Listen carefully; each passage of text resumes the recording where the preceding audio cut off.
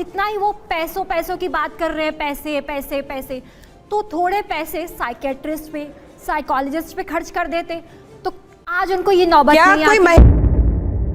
Public attention के लिए कुछ फेमिनिस्ट लोग डिबेट के नाम पर न्यूज चैनल्स पर बिना सिर पैर की डिबेट करते हैं। अतुल सुभाष जो एक विक्टिम है, उनका मजाक बनाया जा रहा है कि अतुल सुभाष कोई डिप्रेशन के शिकार नहीं थे, वो काफी कॉन्शियस थे और उन्हें पता था कि वो क्या बोल रहे हैं। ऐसा ना हो कि दिन ब दिन सिचुएशन मर्दों के लिए डिफिकल्ट हो जाए। अतुल के एडवोकेट का ये कहना है कि जज की डिमांड के बारे में उन्हें कुछ नहीं पता। अतुल सुभाष के पास कोई प्रूफ या एविडेंसेस नहीं थे जज रीटा कौशिक के अगेंस्ट। वो हमारे लॉज और जुडिशरी सिस्टम से नाराज थे, जो कि जेंडर न्यूट्रल नहीं, जेंडर बायस्ड है।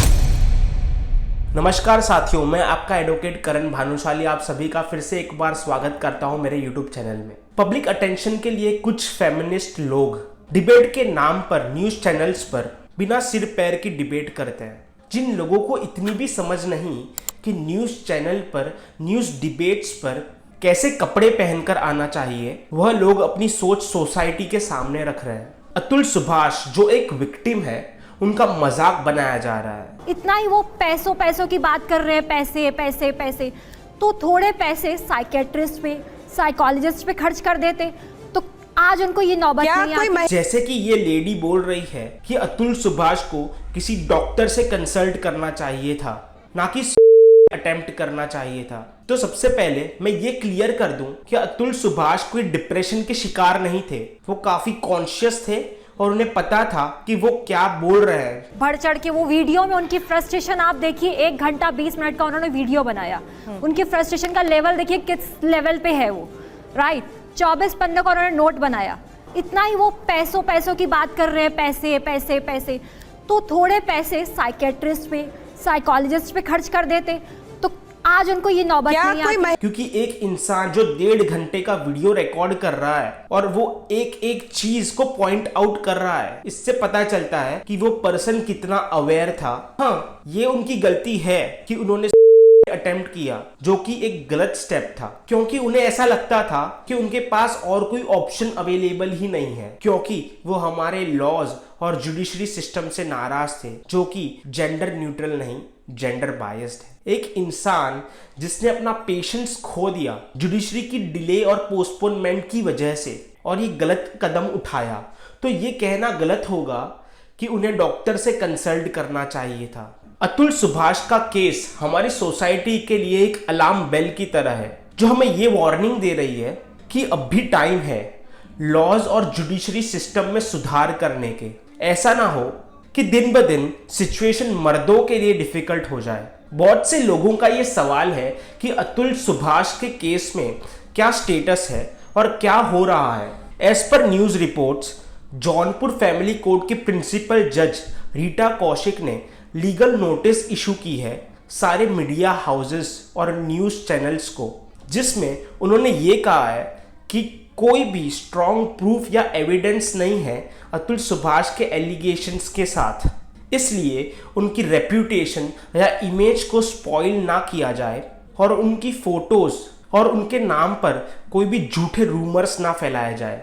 अगर ऐसा किया गया तो सारे ही मीडिया हाउसेस और न्यूज चैनल्स के अगेंस्ट लीगल एक्शन इनिशिएट किया जाएगा। देखिए, मैं एक एडवोकेट हूं, इसलिए मैं न्यूट्रल होकर बात करूंगा। वुमेन्स की सेफ्टी जितनी जरूरी है, उतनी ही जरूरी है मेंस की रेप्यूटेशन और कैरेक्टर को बचा के रखना। जिस तरह से इस डिबेट में आप देख रहे हो कि अतुल सुभाष के कैरेक्टर के ऊपर सवाल उठाए जा रहे हैं, कैरेक्टर असैसिनेशन किया जा रहा है, उनकी रेप्यूटेशन को हार्म किया जा रहा है, वो भी एक तरीके का है। क्योंकि अगर आप किसी की रेप्यूटेशन, इमेज या कैरेक्टर के ऊपर सवाल उठाते हो, वो भी एक तरीके का है, क्योंकि हर एक इंसान इज्जत के साथ जीना चाहता है। 17 दिसंबर 2024 को बेंगलुरु पुलिस ने अतुल की वाइफ निकिता सिंघानिया, अतुल की मदर इन लॉ निशा सिंघानिया, अतुल के ब्रदर इन लॉ अनुराग सिंघानिया, इन तीनों को अरेस्ट किया है। निकिता सिंघानिया को गुरुग्राम हरियाणा से अरेस्ट किया गया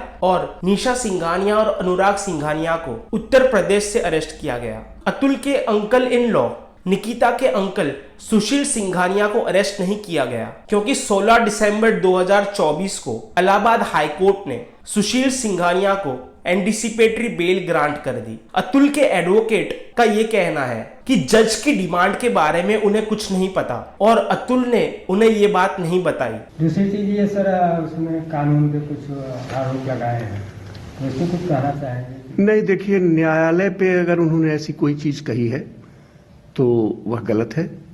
न्यायालय में बहुत से मामले आते हैं और न्यायालयों में, हमारे जौनपुर जिले में न्यायालय हमारी ओवरबर्डन है, बहुत काम है। और न्यायालय मैं व्यक्तिगत रूप से जानता हूं कि जो पत्रावली पे जो साक्ष्य होता है उन्हीं के आधार पर दिया जाता है, वहां पे न्यायालय का कोई दोष नहीं है।